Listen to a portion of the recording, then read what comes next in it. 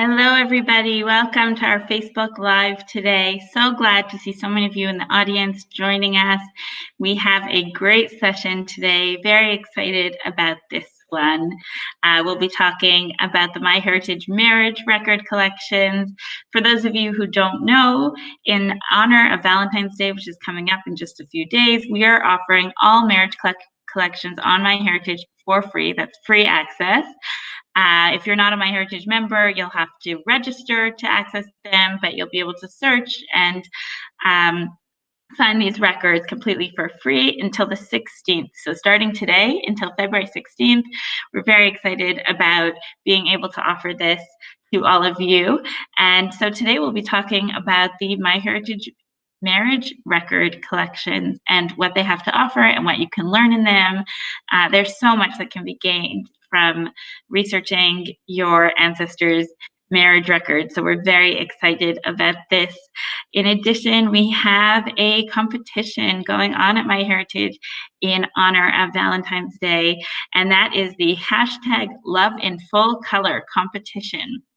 So to enter this competition, we're asking you to take your wedding photos that you have from your family. It could be yours or an ancestor's, a relative from years past, and to either colorize them using MyHeritage in Color or restore the colors in them using our new restoration feature and enhance them using the enhancement tool on MyHeritage, and then send it to us. Either share it on social media, one of your social media channels, Instagram, Twitter, Facebook, using the hashtag #LoveInFullColor, or you can email it to us, and we'll put a link in the comment section so you could learn more about this competition.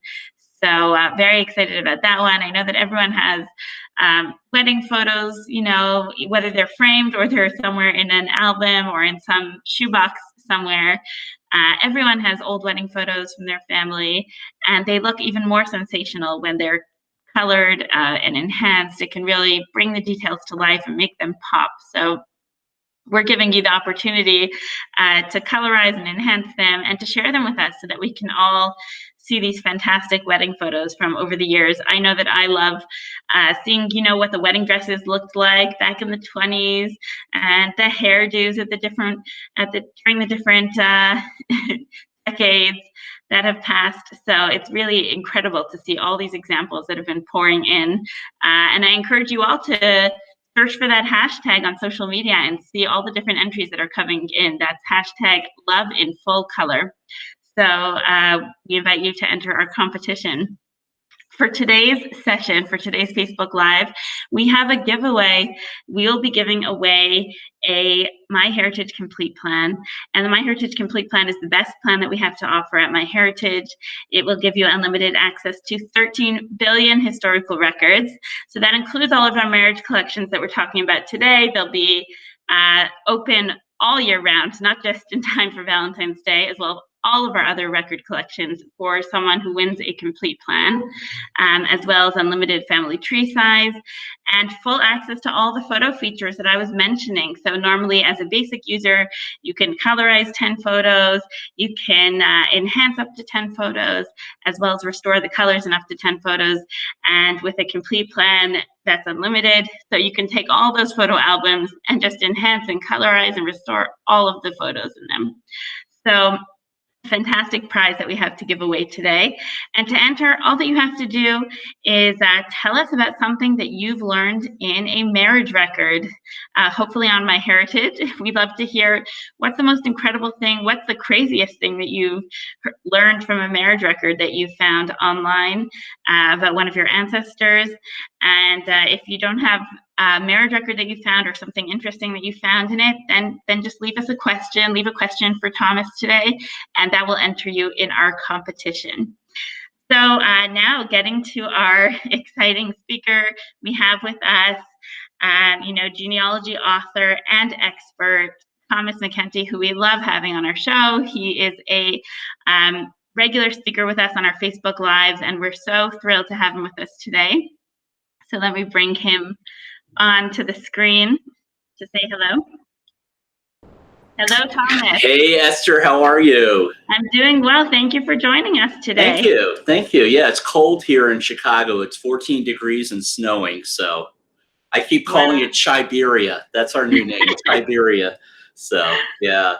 So I'm really happy to be here. And I love marriage records. Marriage records are fun and they're really unique.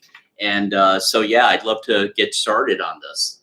Fantastic. Yeah, we're really excited to learn more about what we can gain from these records, since we have 6 days now where they're open completely for free. So we hope that everyone can take advantage of that.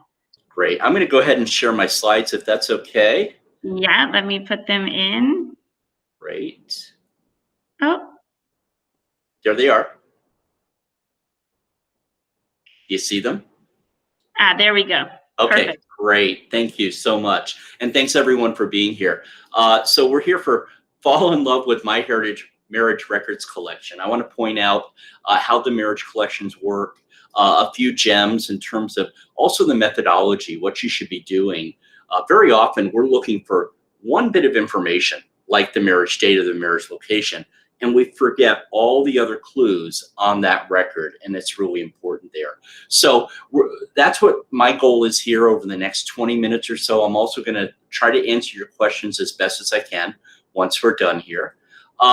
So how do you access the MyHeritage Marriage Collection? Well, it's pretty easy. What they've done is they've come up with an easy short URL right here, and it goes through, it's called the Marriage and Divorce search is what I call it. I'm going to go out to MyHeritage right here, and here it is. Here's the page, and you also on the right in the sidebar you will see what the collections themselves are.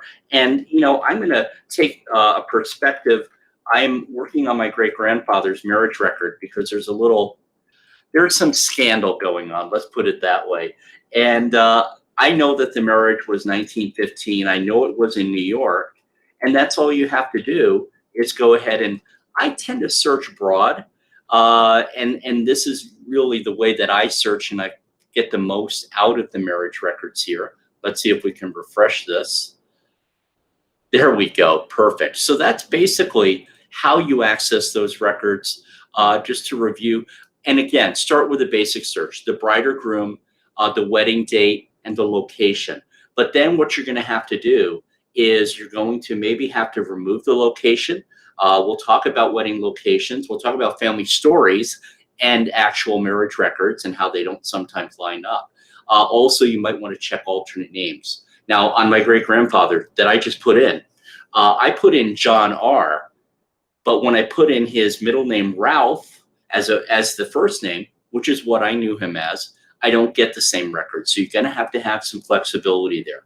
What is a marriage record? And by the way, I've been picking some of my old photos. This is my great aunt, is Ethel McCrickert, and this is her wedding, I believe, in 1929. So I've been using the colorization features as well at MyHeritage. So what is a marriage record?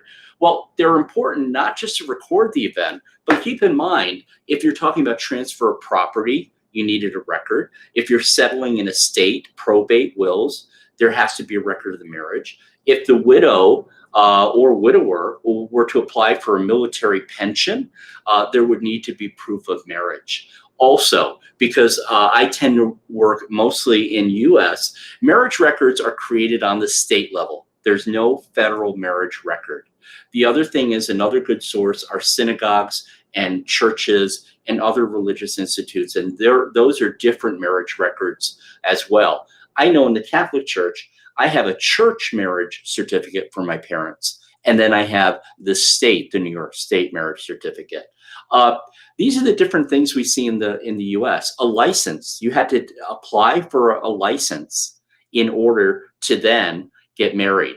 And I know that I had to do this 5 years ago, and here in Cook County, Chicago, it was 60 days. Once I took the license out, I had to get married in 60 days.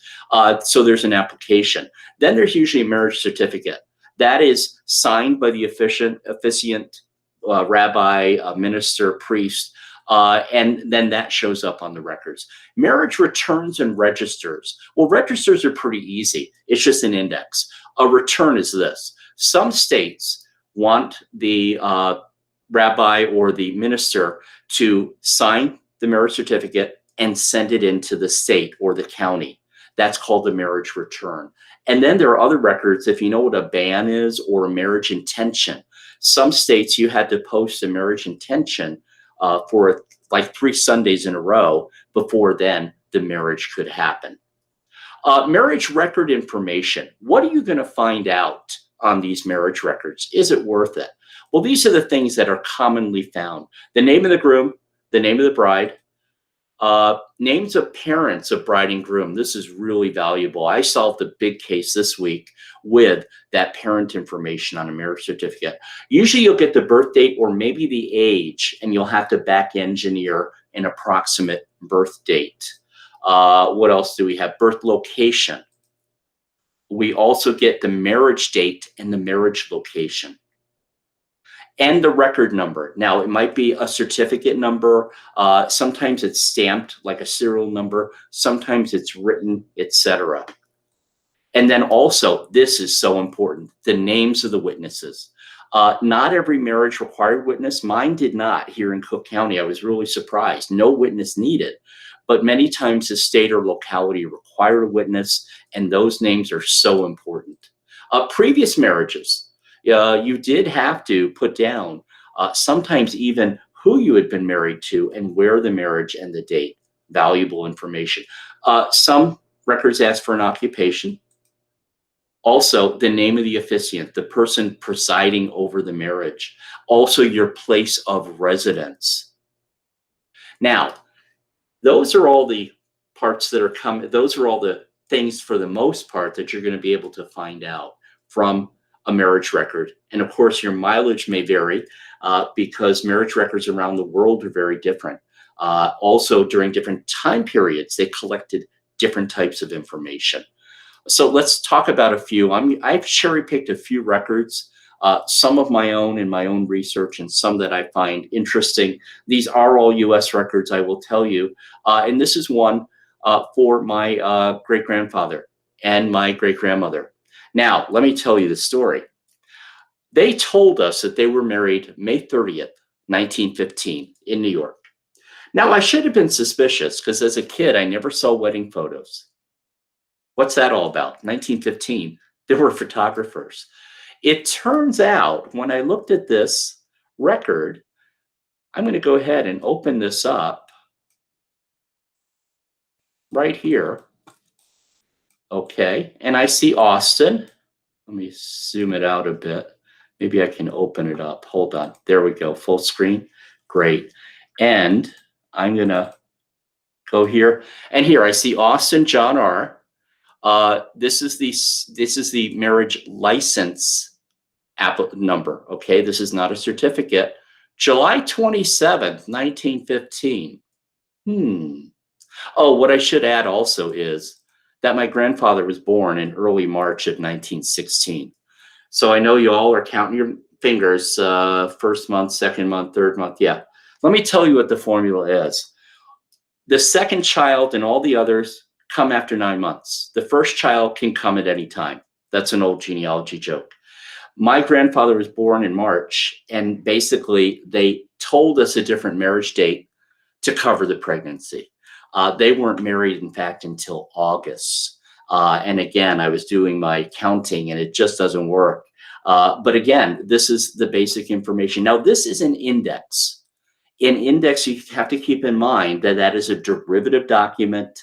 It's secondary information. Someone is copying from a license application. And what happens when you copy? You can make mistakes. Now, I thought this was a mistake, but then I went and I looked up my great-grandmother, Therese McGinnis, up here in the same index, and it has the same date. So pretty sure that this is correct. Let me go to my slides. Let's see here. There we go. Great. Okay, so this one is from the state of Montana. This is a marriage record. And so this is something that is within the state of Montana. Let me go to this one. I wanted to show you, this is no relation to me, but here it is. We'll go full screen. We will open up and look. And here's another John Austen. Basically, they did ask for race here, which you will see on some records. And there is all the information, not previously married or previously divorced, and that was struck through. Parents' names.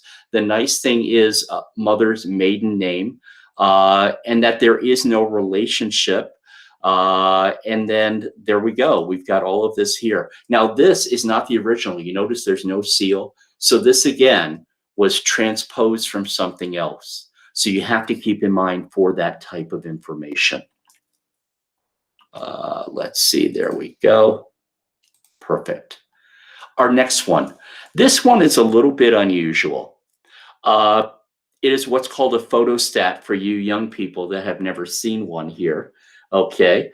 And a little bit unusual. Two reasons I want to point this out. When you get to the record here on MyHeritage, look what's down at the bottom. Now, this has a lot of great info, But down here, you have to have a family search account in order to see the image. MyHeritage has a partnership with Family Search. So you may have to set up a free account. Family Search is free, but these images are not stored at MyHeritage. And here we go.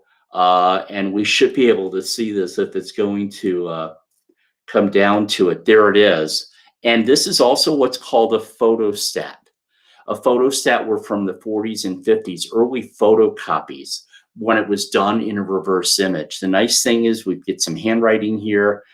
We've got a lot of information, maiden names, cities, town, location. We've got numbers, local registrar number. Also, you notice there are a lot of other numbers up here.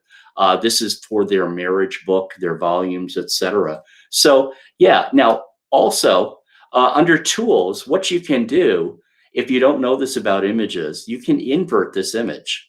Isn't that sweet? You go up to tools and you can invert it back and forth. If that white on black really bugs you, sometimes you can see better details. See, I can see this a little bit better. You know what I would do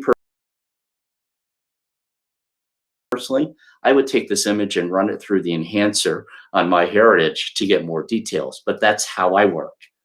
Let's go back to our slides. And the final one, this is what's called the marriage return. Okay, let's go ahead and look for this one. I'm going to close a few of my other windows here so I don't blow up the internet. This is Ida Louise Baum and John R. Austen from 1950. We've got father, mother. We've got ages, all of that information. And here's what the actual document looks like. And let me see if I can enlarge this. There we go.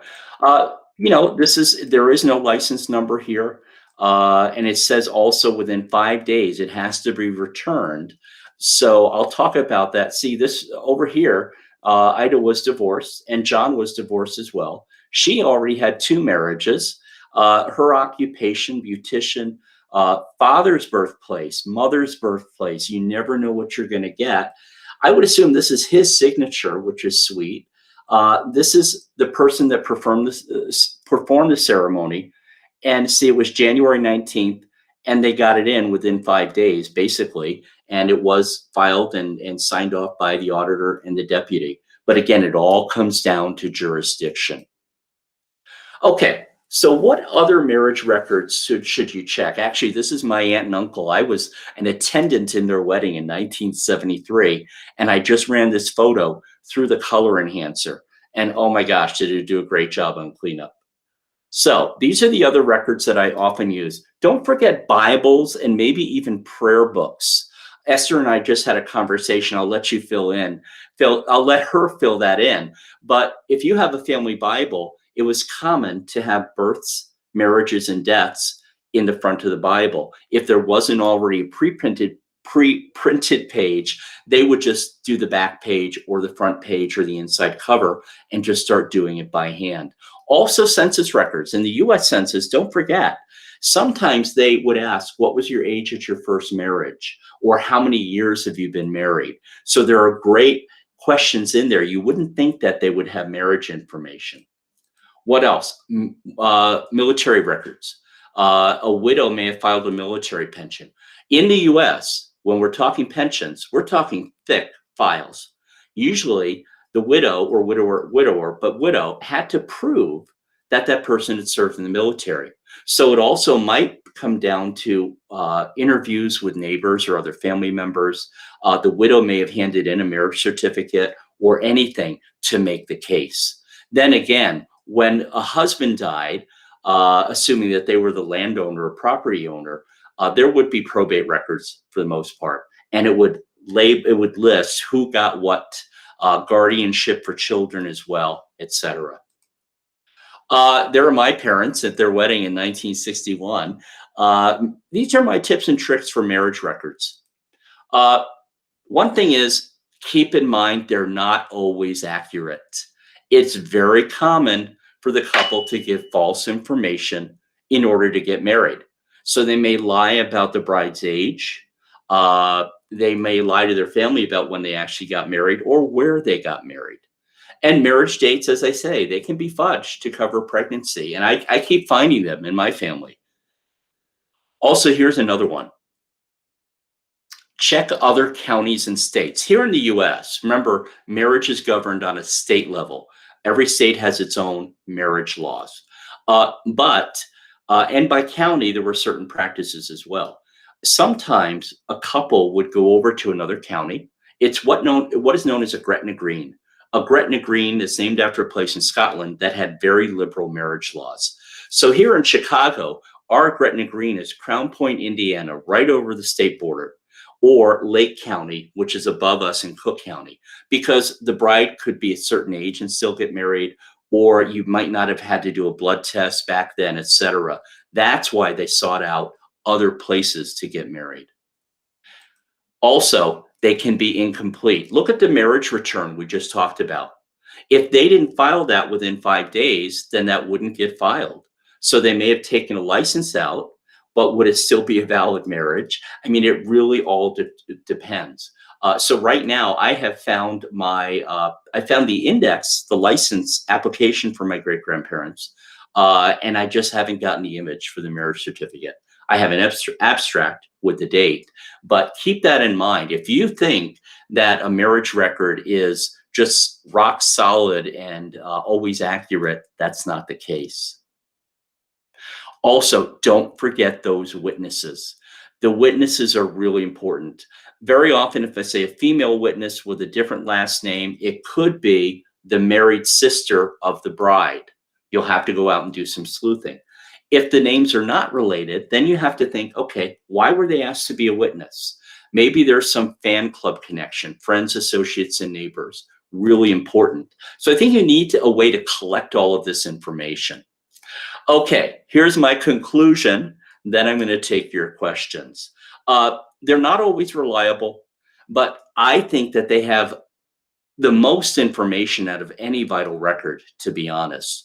And really, I just go over them slowly and mark down every little thing if you're using a research log, if you're tracking your research somehow. And also, these will really help you with your tree at MyHeritage. Don't forget the Love in Full Color contest. I have a few photos that I'm going to submit, and it's amazing. So as Esther said, using this hashtag, enter yourself in and you could win some really nice things.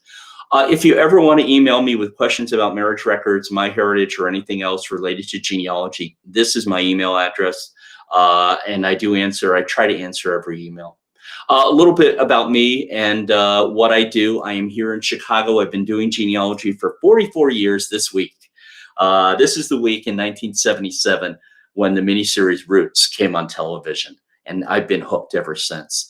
And then, if you don't mind, give my site a look. I have 35 free cheat sheets covering different things in genealogy, so I would much appreciate that. And that is it, Esther. Thank you, Thomas. Now, do you want to tell the story about the prayer book in your wedding? Because I think it's so sweet. I really do. Sure. I was telling Thomas earlier when we were talking about family Bibles, and prayer books. That in my family, we have a prayer book, and all the women in the family walk down the aisle holding it. And we have all signed our name and put our marriage date in the cover on the day of our wedding, right before we walk down the aisle.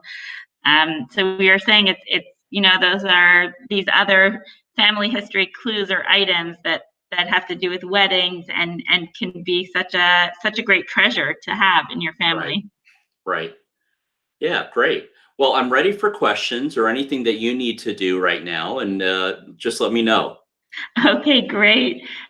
So first of all, thank you so much. That was so enlightening, and I see that we have lots and lots of comments. So firstly, I just want to remind everyone, because I saw a few comments here about rewatching the session or if you missed any of it. So just a reminder that our Facebook Lives, all the Facebook Lives are always available afterwards, just after they're live. They're available and then forevermore on the MyHeritage Facebook page under the videos section. So you can find this one as well as all of our other Facebook Lives. There have been some great ones that Thomas has been in the past, and you can rewatch those as well. So we invite you to check those out. And some really fantastic comments that we've had here. But before we get to the comments, I thought we could take a few questions, Thomas. Sure.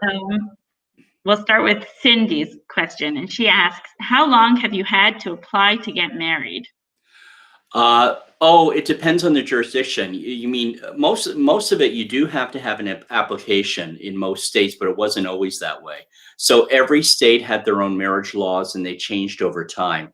So you may have to go and do a little bit of research on, say, Maryland state marriage laws, or a country's marriage laws.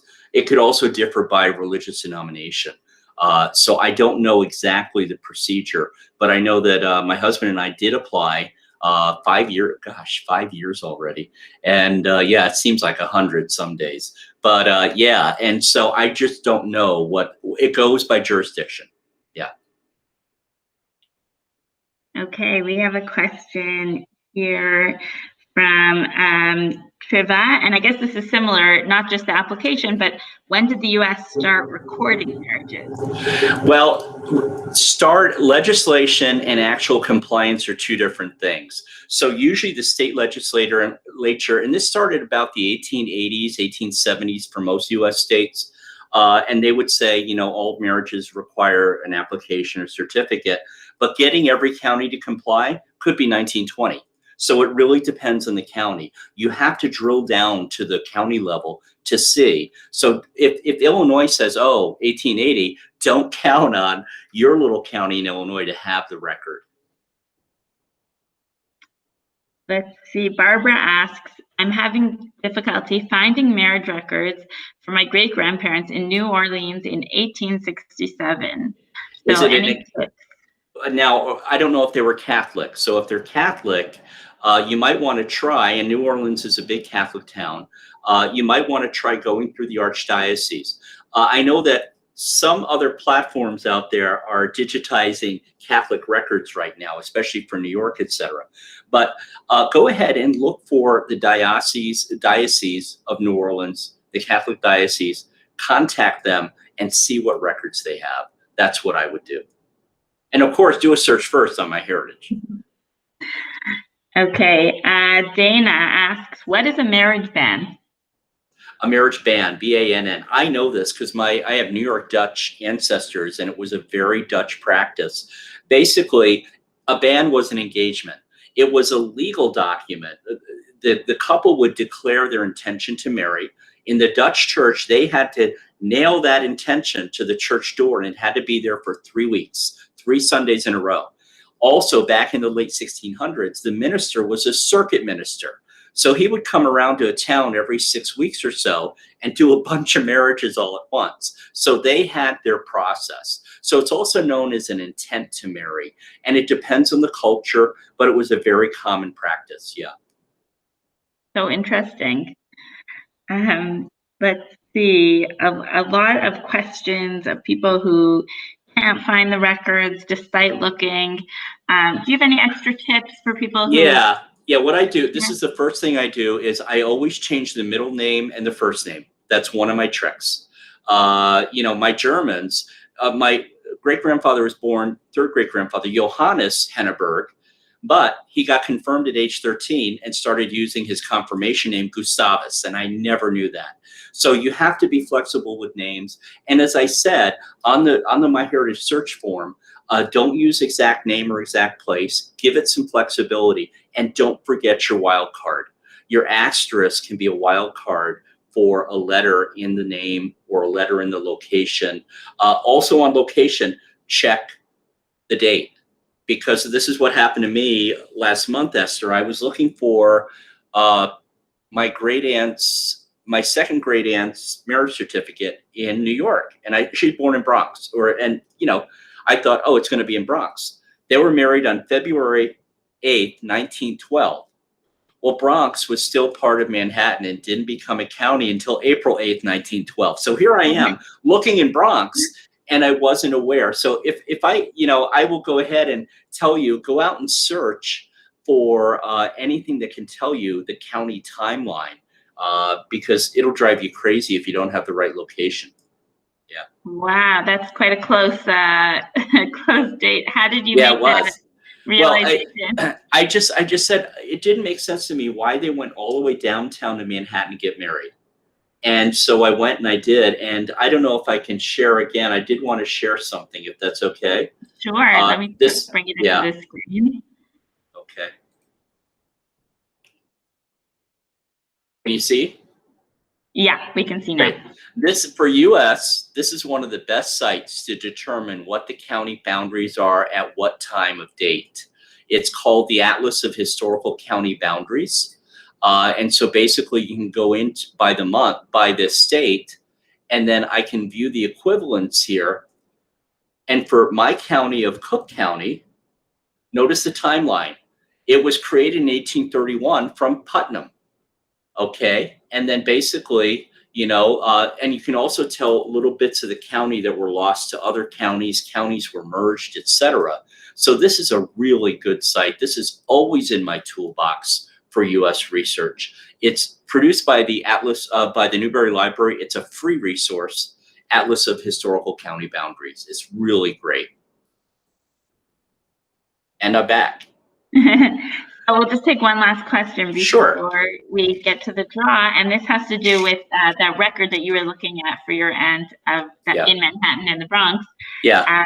Kathy asks, what are the reasons that someone might travel to another city for marriage? Well, the number one reason, not city so much, it usually has to be a county or a state.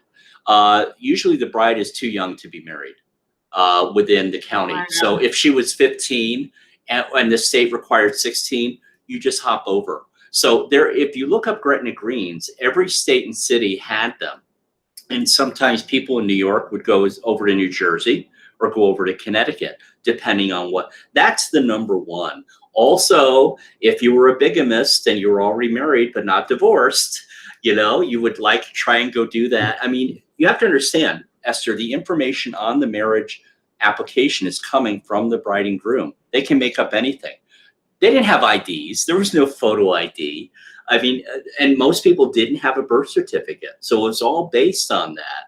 And so that's the number one reason I would say. It's the age, usually the age of the bride. And yeah. So interesting. So interesting. Okay, so we had so many comments that came in about fascinating things that were learned in newspapers. I'll read just a couple of them, some of our runners up, if that's okay with you, Thomas. Sure. Let's see, Catherine says, I was able to find my maternal grandparents' Arkansas's marriage record, and the minister's return showed that my grandmother's Presbyterian father officiated at their marriage. Yep, got to look at those clues. Oh, nice. Steve wrote, when I found a marriage record in Germany, the priest he also jotted down the date they left for America. That information would not have been in the indexed record. No, not at all. That's amazing. Such a great clue there, Steve. Fantastic. Tommy says, a couple of my ancestors they were a few years too young to get married, so they had to get special promise from the king so that they could do that some 100 years ago. Yep. Wow, permission from the king. I wonder where that was. So Tommy, if you're listening, tell us where that was. I'd be interested to hear. Gwenda said, I finally learned when my maternal grandparents actually married. My mother told me that they had eloped and then faked a marriage in front of my grandfather's New England family. They always celebrated the fake marriage date.